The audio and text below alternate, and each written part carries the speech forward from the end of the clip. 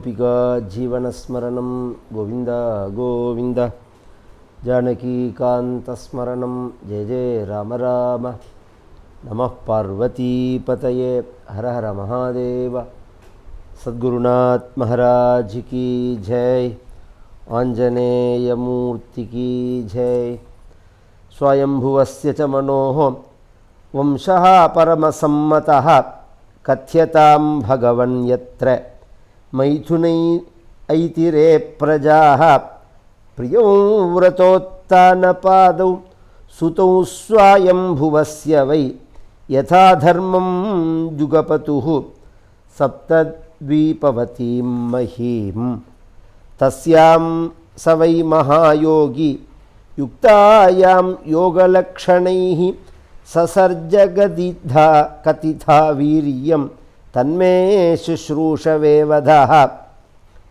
ஸ்ரீயப்பதியான பரம கருணாமூர்த்தியான பகவானுடைய அனுகிரகத்தை பெற்று பகவானால் சிருஷ்டிக்கப்பட்ட தத்துவங்களை வச்சிருந்து பூத சிருஷ்டியை பிரம்மாவானவர் பண்ண அதில் ஜீவராசிகள் வசிப்பதற்கு ஆதாரமான பூமியை அசுரனான ஹிரண்யாக்ஷன் அபகரிச்சுன்னு போக பகவான் அவதாரம் பண்ணி அந்த பூமியை எடுத்துன்னு வரும்போது ஹிரண்யாக்ஷன் தடுக்க அவனை வதம் பண்ணி பகவான் பூமியை ஸ்வஸ்தானத்தில் வச்சு ரட்சிச்சார் அப்படிங்கிற சரித்திரத்தை சொன்னார். அதன் பிறகு பல வகையான சிருஷ்டிகள் பிரம்மா எப்படி பண்ணினார் அப்படிங்கிறதெல்லாம் சொன்னார். ஸ்வயம்புவ மனு அப்படிங்கிறவர் காலத்தில் தான் பூமியில் உற்பத்தி ஏற்படுறது. அது பரிந்தம் நடந்த சிருஷ்டிகள்லாம் பிரம்மலோகத்தில் தான், சத்தியலோகத்தில் தான் இந்த சிருஷ்டிகள்லாம். ரிஷிகளோ கர்தமரோ மற்றவர்களுடைய சிருஷ்டி எல்லாமே சத்தியலோகத்தில் தான். ஸ்வயம்புவ மனு தான் பூமிக்கு வரார். முதல்ல பூமியில் அவருக்கு பூமியை ஒப்படைச்சு அவரை ராஜாவாக பண்ண அவர் ராஜ்ய பரிபாலனம் பண்ண ஆரம்பிக்கிறார். ஸ்வயம்புவ மனுவும் பகவானுடைய அம்சாவதாரம். அவர் ஆகூதி, தேவகூதி, பிரசூதி அப்படின்னு 3 பெண்ணு, பிரியவிரதன், உத்தானபாதன் அப்படின்னு 2 பையன். அதில் ஆகூதி அப்படிங்கிற பெண்ணை ருச்சி அப்படிங்கிற மகரிஷிக்கு கல்யாணம் பண்ணி கொடுக்குறார். பகவான் யஜ்ஞ நாராயணனாக அவதாரம் பண்ணுறான்னு அந்த சரித்திரம் பின்னாடி சொல்ல போகிறார். இந்த தேவகூதி அப்படிங்கிற பெண்ணை கல்யாணம் பண்ணி கொடுக்கணும், அதற்காக வரனை தேடுறார்.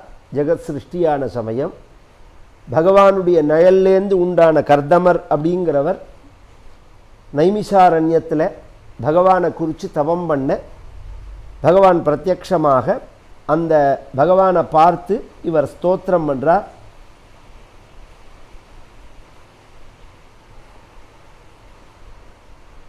தாவத் பிரசன்னோ பகவான் புஷ்கராக்ஷः கிருதே யுகே தர்ஷயாமாஸ தம் க்ஷத்தः சாப்தம் பிரம்ம ததः வபுः சதம் விரஜமர்காபம் சிதபத்மோத்பலஸ்ரஜம் ஸ்னிக்தநீலாலகவ்ராத வக்த்ராப்ஜம் விரஜோம்பரம்.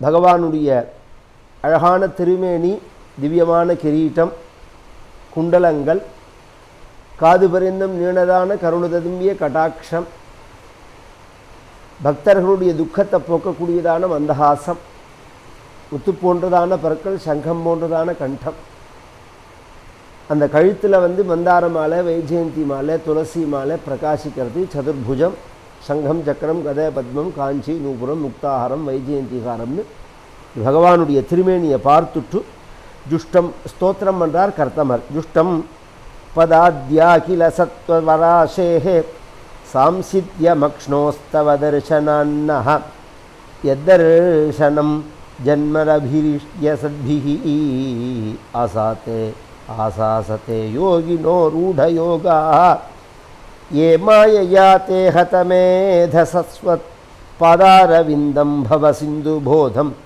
உபாசதே காமலவாய தேஷாம் ஆசீஷ காமாந்திரியேபி ஏ ஸ்யுः லோகாம்ஸ்ச லோகானனுகான் பகூம்ஸ்ச ஹித்வா ஸ்ரிதாஸ்தே சரணார பத்மம் பரஸ்பரம் த்வத்குண வாதசீத பீயூஷரரியாபித தேகதர்மாः நதே அஜராக்ஷ பிரபிராயுரேஷாம் த்ரயோதசாரம் த்ரிதசம் ஷஷ்டி பர்வே. பேர்பட்ட அழகானதான இந்த திருவடியை பார்த்துட்டு சொல்கிறார், உலகத்தில் உள்ள உத்தமமான சாதுக்கெல்லாம் விஷய சுகத்தில் ஈடுபடாமல் உங்களுடைய ரூப சௌந்தரியத்திலையும் குணத்திலையுமே மூழ்கி நிற்கிறார்கள். அவர்களுடைய காலம் எப்படி போகிறது அப்படின்னு சொன்னால், பரஸ்பரம் துவத்குண வாத சீத பீயூஷ நிர்யாபித தேகதர்மாக. ஒருத்தருக்கொத்தர் பேசும்போது பகவான் எப்படி இருப்பான், பகவானுடைய குணங்கள் என்ன, பகவானுடைய மகிமைகள் என்ன, பகவானுடைய கருணை என்ன அப்படிங்கிறத சொல்லும்போது இவர்களுடைய அந்த சரீர ஸ்மரணையே அற்று போகிறது. மரணத்தையும் அவர்கள் ஜெயிக்கிறார்கள். அப்பேற்பட்ட உயர்ந்ததான ஒரு சாதுக்கள் நிலையை தான் நான் விரும்புகிறேன், உங்களுடைய கருணையை தான் நான் விரும்புகிறேன் அப்படின்ன ஒன்று. அதுக்கு பகவான் சொன்னால், உன்னை பிரம்மா அனுப்பிச்சது அப்படிங்கிறது சிருஷ்டியை விருத்தி பண்ணணும் அப்படிங்கிறதுக்காக. பிரஜாபதி சுதசம்ரான் மனுர்விக்ரய விக்யாத்தமங்கலஹ பிரம்மவாதம் வர்த்தம் யோதிவசத்து சாஸ்தி சப்தார்ணவாம் மஹீம். இந்த பூமியை 7 சமுத்திரங்களோட கூடின, இந்த 7 தீவுகளோட கூடின இந்த பூமியை அவர் காத்துன்னு வரார். அப்பேற்பட்ட அந்த சுவயம்பூவ மனு தன் பெண்ணை அழைச்சின்னு வருவார். வந்து உங்ககிட்ட என் பெண்ணை கல்யாணம் பண்ணிக்கோ அப்படின்னு சொல்லுவார். அவள் வந்து உத்தமமான பெண்ணவள். ஆத்மஜாம சீதா பாங்கீம் வயசீல குணான்விதாம் மிருகயந்தீம் பதிம் தாஸ்யன்னு அனுரூபாயத்தே பிரபோ. அழகு, இளமை, சீலம், நல்ல குணங்கள், அப்பேற்பட்ட உத்தமமான பெண்ணு. அவளை நீ கல்யாணம் பண்ணிக்கோ. உன்னுடைய கிரகஸ்த தர்மத்துக்கு அவள் அனுகூலமாக நடப்பாள். உனக்கு வந்து உன் மூலமாக இந்த ஜகத்தானது விருத்தியாகும். உயர்ந்த பதிவிரதைகளான 9 பெண்கள் உனக்கு பிறப்பார்கள். நவ பிரஜாபதிகளுக்கு அவர்களை கல்யாணம் பண்ணி கொடு. இதெல்லாம் கேட்டுட்டே இருக்கார். ஏன்னா அவர் விரும்பினது இந்த வாழ்க்கையல்ல, பகவத்குணானுபவத்தை தான், பக்தியை தான் விரும்புகிறார் அவர். அதுக்கு மேலே பகவான் சொல்கிறான், கல்யாணம் பண்ணிக்கோன்னு சொன்னதோடு இல்லாமல் உனக்கு குழந்தைகள் பிறக்கும்னு சொல்லிவிட்டு நானும் வந்து பிறப்பேன், நானும் உனக்கு பிள்ளையாக பிறப்பேன் அப்படின்ன உடனே பகவத் சங்கல்பம் எதுவுமே இஷ்டநிஷ்டை அப்படிங்கிறது இல்லாமல் இருக்கிறது ஒரு வகையான ஒரு சரணாகதி. அது கார்பண்யம்னு பேர். ஸ்வயம் விருப்பு வெறுப்பு அப்படிங்கிறது அதுக்கு இருக்கக்கூடாது. அந்த நிலையில் பகவான் என்ன சங்கல்பினானோ அதன்படி நாம் இருக்கலாம் அப்படின்னு கண்டு பகவானை பார்த்த அந்த ஆனந்தம் தாங்க முடியாமல் அவருடைய கண்ணிலேருந்து கண்ணீர் வராது. தத்வை பிந்துசரோ நாம சரஸ்வத்யா பரிப்ளுதம் புண்ணியம் சிவாமிருத ஜலம் மகர்ஷிகணசேவிதம். அந்த பிந்துசரஸ் அப்படிங்கிற அந்த இடமானது பகவானுடைய நேத்திரத்திலேருந்து உண்டான தீர்த்தமாக இருக்கிறதுனால அது உயர்ந்ததான, இது வந்து பகவானுடைய நேத்திரத்திலேருந்து வந்தது. இவருடைய பக்தியை பார்த்து அது உயர்ந்ததான தீர்த்தமாக இருக்கிறதுனால மகர்ஷிகள்லாம் அந்த இடத்துல வசிச்சுன்னு வரார்கள். பகவான் சொன்னபடி இவருடைய வருகைக்காக எதிர்பார்த்துருக்கார், மனுவனுடைய வருகைக்காக. இந்த சமயத்தில் மனுவை பார்த்து நாரதர் சொல்கிறார், இந்த 2வது பொண்ணை யாருக்கு கல்யாணம் பண்ணி கொடுக்கலாம் அப்படின்னு சொல்லும்போது கர்தமரை பற்றி சொன்னார். கர்தமர் மொத்தம் தவம் பண்ண காலம் அப்படிங்கிறது 10,000 வருஷம். தேவஹூதிக்கு அப்போ கல்யாண வயசு தான். இவளை போய் 10,000 வருஷம் வயசான ஒருத்தருக்கு கல்யாணம் பண்ணி கொடுக்க முடியுமா, கொடுக்கலாமா அப்படின்னா, அன்றைக்கி அப்படி உள்ள 2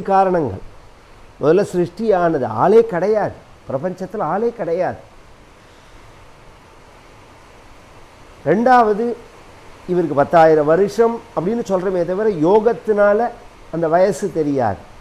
மகரிஷிகள் எல்லாம் லட்சக்கணக்கான வருஷங்கள் இருந்திருக்கார்கள். அவர்கள் சரீரம் மூப்பு அடைஞ்சதுன்னோ அவர்கள் தளர்ச்சி அடைஞ்சார்கள், ஜரை அடைஞ்சார்களோ அப்படின்னே கிடையாது. இதே கர்தமரே பின்னாடி 20 வயசு மதிப்பில் ஆக போகிறார். இந்த யோக சக்தி, இந்த தபஸோட மகிமை இதெல்லாம் சுவாயம்புவ மனுக்கும் தெரியும், தேவகூதிக்கும் தெரியும். தெரிஞ்சுதான் அவர்கள் கிளம்பி வரார்கள். அந்த கர்தமரை பார்த்து பிரமிக்கிறார் சுவாயம்புவ மனு. சுவாயம்புவ மனுவை பார்த்து பிரமிக்கிறார் கர்தமர். ஒருத்தரை பார்த்து ஒருத்தர் பிரமிக்கிறதுக்கு அங்கே என்ன இருக்குது அப்படின்னு சொன்னால், தபோதனராக அவர் இருக்கார். பகவானுடைய அம்சம் இல்லையா? பகவானுக்கு 2 ரூபம், அசையற ரூபம்னு ஒன்று, அசையாத ரூபம் அப்படின்னு ஒன்று. அந்த அசையற ரூபந்தான் மகான்கள்லாம், பகவத் ஸ்வரூபமாக உள்ளவர்கள். அதனால் அந்த மனோபாவத்தில் அவர் பார்க்குறார். இவர் எப்படி பார்த்தார் அப்படின்னால், இந்த ஜகத்தை ஆளக்கூடியதான ராஜா அப்படிங்கிறவர் ரட்சிக்கிற தன்மை இருக்கிறதுனால ஹரியினுடைய அம்சம் அவர் அப்படின்னு சாஸ்திரம் சொல்கிறது. ஒரு சாதாரண மனிதன் நாமெல்லாம் இப்போ ஓட்டு போட்டு தேர்ந்தெடுக்கிறோம் பாருங்கோ, அந்த மனிதனையே பகவானுடைய அம்சம் அப்படின்னு சாஸ்திரங்கள் சொல்கிறது. அப்படின்னு சொன்னால் இவர் உண்மையாகவே பகவானோட அம்சம், இவர் நேர் பகவானோட அம்சமாகவே அவதாரம் பண்ணினவர் அப்படிங்கிறது. அதனால் ஆச்சரியப்படுறார். சுவாயம்புவனு பேசுகிறார். யதாது பவதः ஷீலः ஸ்ருதரூபவயோ குணான் அஸ்ருணோன்னாரதாதேஷ தேஷாத் தேஷாத் த்வய்யாசீத் கிருத நிச்சயா. உங்களோட சீலம், உங்களோட வித்தை, உங்களோட அழகு, உங்களோட கல்யாண குணங்கள் இதெல்லாம் நாரதர் முகமாக கேட்டதுனால இவள் தங்களையே கல்யாணம் பண்ணிக்கணும் அப்படின்னு ஆசைப்படுறா. உங்களுக்கு நான் இவளை கல்லிகாதானம் பண்ணி கொடுக்கணும்னு ஆசைப்படுறேன், உங்களுக்கு அதில் இஷ்டந்தானே அப்படின்னார். அதுக்கு அவர் சொன்னார், சாஸ்திரங்களில் கல்யாணம் பண்ணிக்கணுங்கிறது விதி. ஆச்சாரியாய பிரியந்தனமாகிருத்திய பிரஜாதந்தும் மாவியவச்சேத்ஸீஹி அப்படின்னு வேதம் சொல்கிறது. இப்போ பொதுவாகவே சாமான்யமாக ஒரு விஷயத்தை நாம் பேசுகிறதுக்கும் வேதம் சொல்கிறதுக்கும் வித்தியாசம் உண்டு. வேதம் சொல்கிறது ஃபைனல் ஜட்ஜ்மெண்ட்டு மாதிரி, அது பொது தர்மத்தை சொல்கிறது. ஒருத்தன் பிறக்கிறதேவே ஞானியாக இருந்தான் அல்லது ஞானத்துக்கு அதிகாரியாக இருந்தான்னா அந்த விஷயம் வேறு. சாமானிய மனிதர்கள் வாழ்க்கையை பற்றி சொல்லும்போது உன்னுடைய வித்யாபியாசத்தை முடித்த கையோடு அவருக்கு பிரியமான தனத்தை கொடுத்துட்டு, குருதட்சிணையை கொடுத்துட்டு நீ கல்யாணம் பண்ணிக்கோ அப்படிங்கிறத வேதம் எப்படி சொல்கிறதுன்னா, பிரஜாதந்தும் மா சேத்ஸீஹி, அந்த பரம்பரை அப்படிங்கிற நூலை நீ கட் பண்ணாத அப்படிங்கிறது. தாத்தா இருந்தார் அதனால் அப்பா பிறந்தார், அப்பா இருந்தார் அதனால் நீ பிறந்த, அப்போ நீ இருந்தால் உனக்கு ஒரு குழந்தை பிறக்கணும். இது பரம்பரை, சத்தான பரம்பரை நிற்கக்கூடாது. இப்போ ப்ராப்ளமே அதுதானே, நல்லவா குழந்தைய பெற்றுக்காது தானே பிரச்சனையே. நல்லவர்கள் குழந்தை நிறைய பெற்றுண்டா எல்லா இடத்துலையுமே நல்லதாகவே இருக்கும், நல்ல காரியங்கள் நடக்கும், தர்மங்கள் நடக்கும். இப்போ ஜனத்தொகைக்கா குறைச்சல் உலகத்தில் இல்லையே, ஜனத்தொகை நிறையா தானே இருக்குது, நல்லவாக தான் குறைச்சலாக இருக்கா. ஏன்னா நல்லவர்கள்லாம் குழந்தையை பெற்றுக்கிறதுக்கு சங்கோச்சப்படுகிறார்கள். அது என்ன ஆகுதுன்னா உலகத்தை பாதிக்கிறது, சாந்தியை நிம்மதியை கெடுக்கிறது. சாஸ்திரம் சொல்கிறது பெற்றுக்கணுங்கிறது, குழந்தைய பெற்றுக்கணும் அப்படின்னே சொல்கிறது. கிருப்னாமி தே சுப்ரஜா ஸ்துவாயா அப்படிங்கிறது அதை சொல்லி சொல்கிறார் அவர். காமஹா ச பூயான்னரதேவதேஸ்யாக புத்ரியா சமாம் நாய விதௌ பிரதீதா கயேவதே தனயாம் நாத்ரியேத ஸ்வயைவ காந்தியா க்ஷிபதீமிவ ஸ்ரியம். காமஸ்ஸ பூயாத் நரதேவதேஸ்யாக, குழந்தைகளை அடையணும் அப்படிங்கிறதுக்காக அஸ்யாக இவளை நான் அவளுடைய கரத்தை நான் பற்றுகிறேன். ரெண்டாவது, இவள் என்னை தேடி ஆசைப்பட்டு வந்திருக்காள். இப்பேற்பட்ட உத்தம குலத்தில் பிறந்த சச்சாரித்திரத்தோட கூடின உத்தமியான ஒரு பெண்ணை எவன் வேண்டான்னு சொல்லுவான். தாம் பிரார்த்தன் என் தீம் லலனாலலாம அசேவித ஸ்ரீச்சரணைரதிருஷ்டாம் வத்சாம் மனோருச்சபதஸ்வசாரம் கோனானுமன்யேத புதோபியாதாம் அதோ பஜிஷ்யே சமயேன சாத்வி யாவத் தேஜோ பிப்ரத்யாத்மனோ மே அதோ தர்மான் பாரமஹம்ஸ்ய முக்கியான் சுக்லப்ரோக்தான் பகுமன்யே விவித்சானி. ஆனால் ஒரே ஒரு நிபந்தனை இருக்குது. அதில் என்ன நிபந்தனை அப்படின்னு சொன்னால், நான் கல்யாணம் பண்ணிக்கிறது அப்படிங்கிறது காமசுகத்தை அனுபவிக்கிறதுக்காக இல்லை. உலகத்தில் உள்ள ஜீவராசிகளுக்கெல்லாம் குழந்தை பிறக்கிறது காமத்தினுடைய அடிப்படையில். மனிதனை கல்யாணம் பண்ணிக்கும் போது காமசுகத்துக்காக கல்யாணம் பண்ணிக்கோ அப்படின்னு சாஸ்திரம் சொல்லலை. இந்த கல்யாண சங்கல்பமே அங்கே என்னன்னா, தர்ம பிரஜா சம்பத்தியர்த்தம் வரான் பிரேஷயிஷ்யே, தர்மமான பரம்பரையை வளர்ப்பதற்காக நான் கல்யாணம் பண்ணிக்கிறேன் அப்படின்னு சொல்லிட்டு தான் அவன் கல்யாணம் பண்ணிக்கிறான். அதனால் நான் குழந்தையை பெற்றுப்பேன், குழந்தை பிறந்த உடனே நான் சன்னியாசம் வாங்கிட்டுருவேன். அதுக்கு அவளுக்கு சம்மதமான கேளு, இஷ்டமான கேளு அப்படின்னா அவள் அதை விரும்புகிறாள். அவள் ஏன் எப்படி விரும்பினாள் அவள்? இதில் ஒரு ஆச்சரியம். மனு இவரை பார்த்து பிரமிச்சார், ஒரு மகரிஷி தபஸ்வின்னு நினச்சார் அப்படின்னா நியாயங்களாம். ஒரு கல்யாண வயசில் உள்ள பெண்ணு ஒரு பையனை பார்க்கும்போது என்ன கண்ணோட்டத்தில் பார்ப்பா? ரூபவானாக இருக்கணும், புஷ்டியாக இருக்கணும்,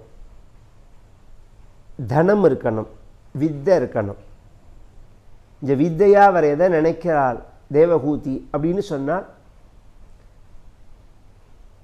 ஐஸ்வர்யமாக எதை நினைக்கிறாள் அப்படின்னு சொன்னால், ரூபமாக எதை நினைக்கிறாள் அப்படின்னு சொன்னால், ரூபமாக நினைக்கிறது தேஜஸை, அவருடைய பிரம்ம தேஜஸை பார்த்து பிரமிச்சு போகிறாள். இந்த பவுட்ரு போட்டுக்கிறதெல்லாம் நாத்தத்தை தானே கொடுக்கும். நீ என்ன அலங்காரம் பண்ணினாலும் ராத்திரி படுத்துக்கிறதே எல்லாத்தையும் களைச்சிட்டு அழிச்சுட்டு தானே படுத்துக்கிறான். அப்போ இயற்கையானது தானே, உடம்புல பார்த்தா அப்போ அதெல்லாம் நிற்குமா என்ன? அப்போ எது தேஜஸ் அப்படின்னால் பிரம்ம தேஜஸ் தான் தேஜஸ். ஆகர்ஷணமாக எப்போதும் மனசில் நிற்கக்கூடியது பிரம்ம தேஜஸ் தான். இந்த பணம் தனம் அப்படிங்கிறது எதுனால் தபஸு தான் தனம். தப்போ தனம் இருக்குது பாருங்க, அதுக்கு மேலே தனமே கிடையாது.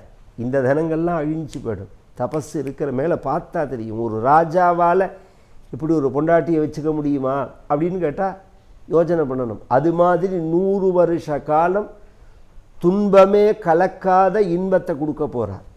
அப்படி ஒரு வாழ்க்கை உண்டாங்கியாவது துன்பமும் இன்பமும் கலந்தது தானே வாழ்க்கை. அப்படிங்கிறதே அப்படியே இல்லாத சுத்த பியூர் சந்தோஷத்தை மட்டும் கொடுக்க போகிறார். இந்த வித்தைனா வேதாந்தம், வேதத்தை படிக்கிறார். அதுக்கு மேலே என்ன இருக்குது? யோகத்தினால சரீரம் பலமாக இருக்குது. இதெல்லாம் பார்க்கிறார். யதோக்தமான முறையில் கன்னிகாதானம் பண்ணி கொடுக்கணும்.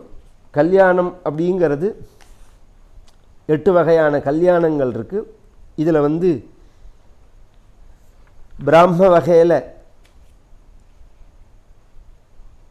கல்யாணம் பண்ணி கொடுக்குறார். கன்னிகாதானம் பண்ணி கல்யாணம் பண்ணி கொடுக்குறார்.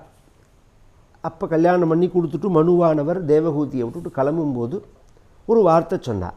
ஒரு ராஜகுமாரனை நீ விரும்பி, நான் ஒரு ராஜகுமாரனுக்கு உன்னை கல்யாணம் பண்ணி கொடுத்துருந்தேன்னா அந்த கல்யாணமோ அதில் நான் செய்யக்கூடிய சீரோ வேறு விதமாக இருக்கும். இது உன் மனசினால் ஒரு தபோதனரை நீ விரும்பி கல்யாணம் பண்ணிட்டுருக்க. இதில் நான் ஐஸ்வர்யத்தை காமிச்சு உங்கள் வாழ்க்கையை மாற்ற நானும் விரும்பலை.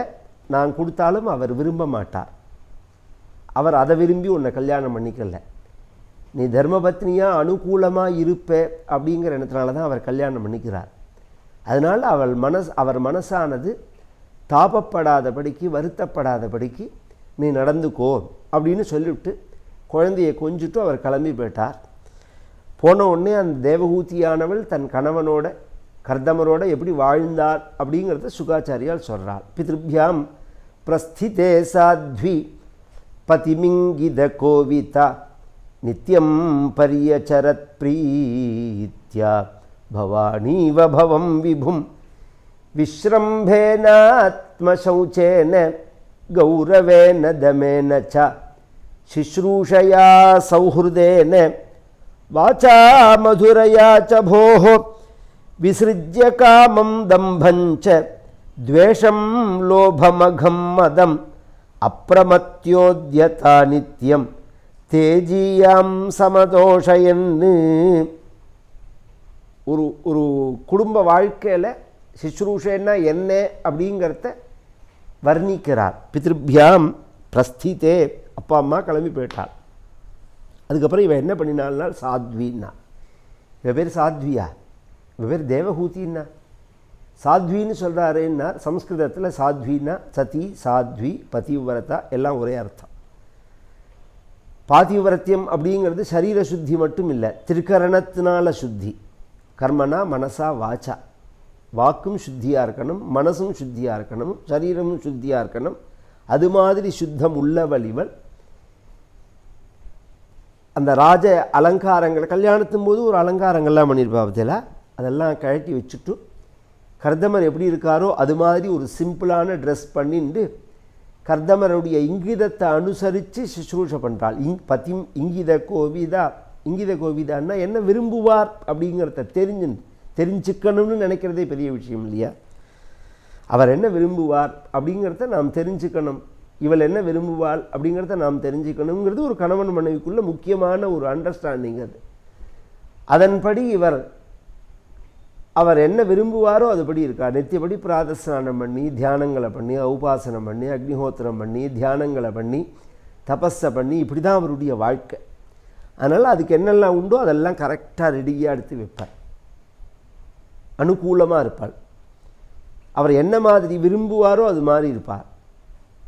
பிரியத்தை காமிக்கிறது வேற, இங்கிதத்தை அறிஞ்சு இப்படி தாகமாக இருக்குது அப்படின்னு சொன்னால் இது அவர் ஜில்லுன்னு குடிப்பாரா, சூடாக குடிப்பாரா அப்படிங்கிறது ஒரு விஷயம் இருக்கணும். இங்கேயோ வெயில் கொளுத்தர வெயிலாக இருக்கும், வெளியில் போய்ட்டு அழிச்சுன்னு வந்தால் ஒரு ஃப்ரிட்ஜு வாட்டர் வேண்டாம், ஒரு சாதாரண ஜில்லிப்பான ஜலம், ஒரு பானை ஜலத்தை கொடுத்தா சரியாக இருக்கும். சில அம்மா என்ன பண்ணுவாள், வெந்நீரை கொண்டு வைப்பாள். அதுவாக வெது வெதுப்பாக வச்சா கூட சரிங்களாம், கொஞ்சம் குடிக்க முடியாது. அப்படி இப்போ எதுக்கடி வெந்நீர் கொடுக்குற, இங்கே வெயிலில் போய்ட்டு வந்திருக்கேன், வெளியில் சுற்றிட்டு வந்திருக்கேன், இன்ஃபெக்ஷன் ஆகியிருக்கும். இந்த வைரஸ் எல்லாம் வந்து மூக்கு, காது, வாய் வழியாக தான் உள்ளே போகும். அதனால் ஒரு புஸ்தகத்தில் நான் படித்தேன், வெந்நீரை தான் குடிக்கணும்னு இருக்குது. தலையில் அடிச்சுப்பான். அதை இவனா ட்ரையல் பார்க்குற எலி, அவன் தாகம் தாங்க முடியாமல் வரான். அந்த சமயத்தில் தீர்த்தம்னா குடிக்கிற மாதிரி இருக்கும். இது மாதிரி எல்லாமே ஏத்தி பிரேத்திம்பா, ஒன்றுக்கு ஒன்று எதிர்மறையாக இருக்கிறது. இப்படி தான் இருக்கும். பிரியம் இருக்கும், பிரியத்துக்கு ஒன்றும் குறைச்சலே இருக்காது. செயல்முறை முழுக்க ஏதி பிரேத்தியாக இருக்கும். அப்படி இல்லாதபடிக்கு அனுகூலமாக இருக்கிறது. கல்யாணமான புதுசில் ஒருத்தருக்கு ஒருத்தர் அந்யோன்யமாக இருப்பா மாதிரி இருப்பாள். கொஞ்ச நாள் ஆன உடனே அந்த பிடிப்பு விட்டு போயிடும். லோக ரீதியாக நாம் கவனித்தோம்னா, அதுவும் குழந்தைகள் பிறந்து பெரியவாளாகி அவளுக்கெல்லாம் ஒரு சுதந்திரம் வந்தோடனே அந்த ஆத்துக்காரரை பார்த்தா வெறுப்பாக தான் தோணும், எரிச்சலாக தான் இருக்கும், ஆத்திரமாக தான் இருக்கும். ஏன்னா சரீர ரீதியாகவும் சம்பந்தம் இருக்காது, மனோ ரீதியாகவும் பாதிக்கப்பட்டிருக்கும் வாழ்க்கை. அப்படிங்கிறத மேலே மேலே வெறுப்பு விருத்தியாகின்றே இருக்கும். அது கல்யாணம் ஆன கொஞ்ச நாள்லேருந்தே தெரிய ஆரம்பிச்சிடும். அது மாதிரி இவள் கல்யாணம் ஆகி கொஞ்ச நாளைக்கு அமக்கலப்பட்டு தான் அந்த உபச்சாரங்கள்லாம் பிரியங்கள்லாம் அப்புறம் மாறி போயிடுத்தா. அப்படின்னா நித்தியங்கிறார், 1000 வருஷம்னா. ஏன் அப்படின்னா கல்யாணமாகி கொஞ்ச நாளில் உபச்சாரம் பண்ணுறது இயற்கை. இந்த புதுசாக இருக்கிறதுக்கு மதிப்பு கொஞ்ச நாள் இருக்கும். புது காராக இருந்தாலும் மதிப்பாக இருக்கும், புது ட்ரெஸ்ஸாக இருந்தாலும் மதிப்பாக இருக்கும், புது வீடாக இருந்தாலும் மதிப்பாக இருக்கும், புது கணவன் மனைவியாக இருந்தாலும் மதிப்பாக இருக்கும். அதெல்லாம் புதுசாக இருக்கிற பிறந்தான். அதுக்கப்புறம் பார்த்தோம்னா அப்படியே மாறி போயிடும். அது மாதிரி இல்லாமல் 1000 வருஷம் சுஷ்ரூஷை பண்ணுறார் பிரீத்தியா. சில பேர் குடும்பத்தினுடைய வளர்ப்பினுடைய முறையில் அடங்கி இருந்துருவாள். அப்பா அம்மாலாம் அப்படி இருந்திருப்பா, சொல்லியிருப்பா, அடங்கி அப்பா சன்னங்கிட்ட போட்டுறாத, உனக்கு வேணும் 4 பேர் இருக்கா கல்யாணம். அந்த காலத்துலலாம் அப்படிலாம் உண்டு. அவளுக்கெல்லாம் கல்யாணம் ஆகணும், நீ சண்டை போட்டுன்னு வந்துட்டு என்ன அப்புறம் இவாளுக்கு கல்யாணம் ஆகாது அப்படின்னு. அது மாதிரி ஏதாவது ஒரு நிர்பந்த வசாது கட்டுப்பட்டு இருந்துருவாள். மனசில் ஒட்டுதல் இருக்காது, பிரியம் இருக்காது. ஏதாவது ஒரு சூழ்நிலையில் எங்கேயாவது ஒருத்தர் ஒரு வார்த்தையை கிளறி விட்டால் கொட்டி தீத்துருவாள். உங்கள் ஆத்துக்கார் எப்படின்னா, அது ஏன் கேட்குற, பிராணனை வாங்குறார், அதுக்கு எனக்கு ஒத்தே வராது, எல்லாம் எப்போ பாரு சண்டை தான், நான் எதை சொன்னாலும் அதை கேட்க மாட்டார் அவர், எனக்கு எது பிடிச்சதோ அதை செய்ய மாட்டார் அவர், ஆனால் என் பிராணனை மட்டும் ஒட்ட வாங்குவார், அதை பண்ணும்போது இதை பண்ணும்போது அதை இதை எத்தியா சொல்லுவார் எல்லாம். ஆனால் செஞ்சுருப்பாள், என்னென்ன அவர் சொல்கிறாரோ அதெல்லாம் செஞ்சுட்டு பிடிக்காமல் பேசுவாள். அது மாதிரி இல்லாமல் இவள் செஞ்சதெல்லாம் பிடிச்சு செஞ்சாலா பிடிக்காமல் செஞ்சாலான்னால் பிரீத்தியா, பிரியத்தோடு செஞ்சாள். செஞ்சது எப்படி செஞ்சாலும் அடுத்தது வர்ணிக்கிறாள். விஸ்ரம்பேன ஆத்மசௌச்சேன, சோம்பல் இல்லாமல் இருந்தாள். முழுக்க நம்பிக்கையோட, முதல்ல கணவனுக்கும் மனைவிக்கும் ஆதாரமே நம்பிக்கை தானே, நம்பிக்கைப்படுத்தின அப்புறம் என்ன வாழ்க்கை இருக்குது. ஆத்மசௌச்சேன, சுத்தி இருக்கணும், ஒரு ஸ்நானபானங்கள்லாம் இருக்கணும், ஒரு சமையல் சுவாமி நைவேத்தியம் அப்படிங்கிறதே ஒரு தூய்மை இருக்க வேண்டாம். அதில் சில பேர்கிட்ட பார்த்தோம்னா ஒரே ஊழலாக இருக்கும், பிரியங்கள்லாம் இருக்கும், காரியம் முழுக்க ஊழலாக இருக்கும். அது மாதிரி இல்லாமல் கௌரவேன, மூணாவது அந்த கணவன்கிட்ட பூஜ்யதா புத்திங்கிறது இருக்கணும், அது குறையவே கூடாது. என்ன தான் சகஜமாக பழகினாலும் இந்த பூஜ்யதா புத்தி மாறக்கூடாது. ஏன் நீ வா போ, இன்னும் சில பேர் இன்னும் இந்த காலங்கள்லாம் போடா வாடா பொட்டக்கண்ணா வாடாதான் போடா வாடான்னு தான் இந்த கூப்பிட்றதே. அது ஒரு பிரியம், அது ஒரு ஃபேஷனாக அவள் நினைக்கிறா. நம்ம சாஸ்திரங்கள் ஆனால் அப்படி சொல்லலை. இன்னென்ன பேருக்கு இன்னென்ன தெய்வம் அப்படின்னு சொல்லும்போது, சிஷ்யனுக்கு குரு தெய்வம், புத்திரனுக்கு மாதா பிதா தெய்வம், பத்னிக்கு பர்த்தா தெய்வம் அப்படின்னு சொல்கிறது. அந்த ரீதியில் அந்த பூஜ்யதா புத்தி மாறக்கூடாது. கௌரவேன தமேனச்சா, புலநடக்கம் இருக்கணும். காரியம் செய்யும்போது பெரிய காரியம், ஒரு சிரார்த்தமோ ஒரு சமாராதனையோ ஒரு பூஜையோ ஒரு வாய் எடுத்து வாயில் போட்டுண்டா யாருக்கு தெரியும், யார் கேட்க போகிறா? சமயக்கட்டில் தானே இவா தானே இருக்கா, பசிச்சதுன்னா எதை வேணாலும் பண்ணலாமே. இது பகவத் சம்பந்தப்பட்ட விஷயம், நாம் சுத்தமாக இருக்கணும்னு நினைக்க வேண்டாமா? சில பேருக்கு அதெல்லாம் இருக்காது. கறியை வதக்கிண்டே இருக்கிறதே வாயில் போட்டுப்பா, சாம்பாரை வாயில் ஊற்றிப்பா, இதை ஊற்றி பாப்பா, அதை ஊற்றி பார்ப்பார்கள். நைவேத்தியங்கிறதே அங்கே கிடையாது. நைவேத்தியம் பண்ணாலும் அதையே கொண்டு வச்சுருவோம் நைவேத்தியத்துக்கும், யோஜனை பண்ணாமல். யாருக்கு தெரிய போகிறதுன்னு அப்படி இருக்கக்கூடாது. தமம் புலநடக்கம் இருக்கணும். கௌரவேன தமேனச்சா சிஸ்ரூஷையா. 5வது என்னென்னா ஸ்ரோதுமிச்சா சிஸ்ரூஷா, பணிவிடைன்னு இங்கே அர்த்தம் இல்லை. அந்த காது அந்த பக்கமே இருக்கணும். கூட்டையலா அப்படின்னு சொல்லுவாள். கூப்பிடணும்னு அவர் நினச்சிருப்பார், கூட்டையலாம்பா, நான் கூப்பிடணும்னு நினச்சேன், உனக்கு எப்படி தெரியும்னால் அந்த மனசு பேர் ரீச் ஆகும். அந்த அளவுக்கு ஐகாக்கிரியம், வேவ் லெங்க்த்து ஒன்றா இருக்கும். இன்னும் சில பேரை கவனிச்செல்லாம் 10 தடவை கூட்டாலும் பேசாமல் இருப்பார். ஏம்மா நான் கூப்பிட்றதுக்கு காதில் இல்லையா, இப்போ என்ன பண்ணணும், எதுக்கு வாழ் கத்தின்னு இருக்கேன் அப்படின்னு என்ன சொல்ல வந்ததோ அதுவே அவனுக்கு மறந்து போயிடும். நாம் என்னத்துக்கு கூட்டோம் அப்படிங்கிறதே அவனுக்கு மறந்து போயிடும். அப்படி இல்லாதபடிக்கு சிஸ்ரூஷையா, ஸ்ரோத்து மிச்சா சிஸ்ரூஷா, சிஸ்ரூஷையா சௌஹிருதேன, சுஹൃத் பாவம். உலகத்திலேயே உயர்ந்ததான நட்பு அப்படிங்கிறது எது, தெய்வத்தினால் ஏற்படுத்தப்பட்ட நட்பு அப்படிங்கிறது எது அப்படின்னு யட்சஸ் கேட்கறது தர்மபுத்திரரை பார்த்து. உலகத்தில் தெய்வம் ஏற்படுத்தி கொடுக்கக்கூடியதான ஃப்ரெண்ட்ஷிப்புங்கிறது எது அப்படிங்கிறது வாழ்க்கைங்கிறார் அவர். கணவனுக்கு மனைவி, மனைவிக்கு கணவன் அப்படிங்கிறார்.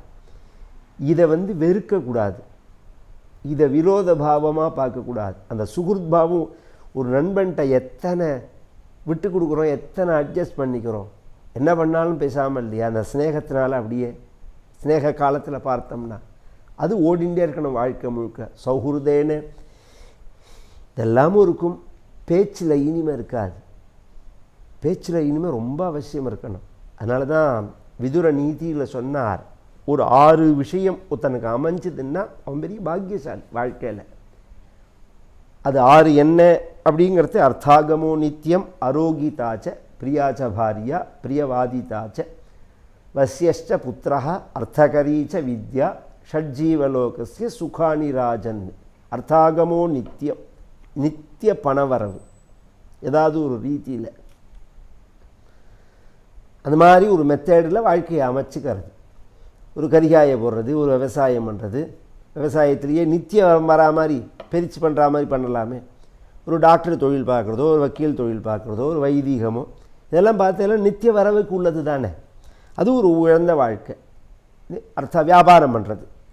ஆரோக்கியத்தாச்ச, ரோகம் இல்லாமல் இருக்கிறது ரொம்ப முக்கியம். எதுவுமே எனக்கு ஒதுக்கிற அம்சம் கிடையாது சார், எல்லாமே எனக்கு ஒத்துக்கும் அப்படின்னு யாராவது ஒருத்தர் சொல்லி நீங்கள் கேட்டு பாருங்க. கொய்யாப்பழம் ஒத்துக்காது, வாழைப்பழம் ஒத்துக்காது, மாம்பழம் ஒத்துக்காது, சுகர், கொய்யாப்பழம் ஒத்துண்டா கேஸ்ட்ரிக் ட்ரபிள், வாழைப்பழம் ஒத்துண்டா சைனஸ் ட்ரபிள், இதை சாப்பிடக்கூடாது, உரப்பு சாப்பிடக்கூடாது, உப்பு சாப்பிடக்கூடாது, ப்ரெஷர், உரப்பு சாப்பிடக்கூடாது, அல்சர், திதிப்பு சாப்பிடக்கூடாது, சுகர், மண்ணை தான் சாப்பிட்லாம். வேறு என்ன பண்ண முடியும்னு சொல்லுங்க. அப்படி தான் வாழ்க்கை அமையும். அப்படி இல்லாதபடிக்கு எல்லாம் அதுக்கு உடம்பை வச்சுக்க முடியுமானால் வச்சுக்க முடியும். அது மாதிரி பயிற்சிகள் பண்ணி யோகாபியாசம் பண்ணி அளவாக மிதமாக எதையுமே சாப்பிடலாம். மிதம் புங்தேன்னு இருக்கணும். எப்படி சாப்பிட்றதை பற்றி சொல்லும்போது யோக சாஸ்திரத்தில் சுச்சி ருச்சி மிதபுக்கு அப்படிங்கிறது. சுச்சியாகவும் இருக்கணும், அது ருச்சியாகவும் இருக்கணும். மிதம்னா சரிபாதி அளவு, இந்த வயத்தோட அளவில் சரிபாதி தான் சாப்பிடணும் அப்படிங்கிறது. அதை நமக்கு எல்லாருக்கும் புரிகிற மாதிரி சொல்லணும்னா, நல்ல பசியோடு உட்காந்துக்கிறோமோன்னு எல்லோவில் சாப்பிட்டு முடித்தோடனே பசி நிவர்த்தி ஆயிடுறது. அப்படி தானே? அப்படி இல்லை. பின்ன பசியோடு உட்காந்துக்கணும், பசியோடு எழுந்திருக்கணும், எழுந்திருக்கிறதேவும் அந்த பசி இருக்கணும். அந்த மாதிரி சாப்பிடணும்.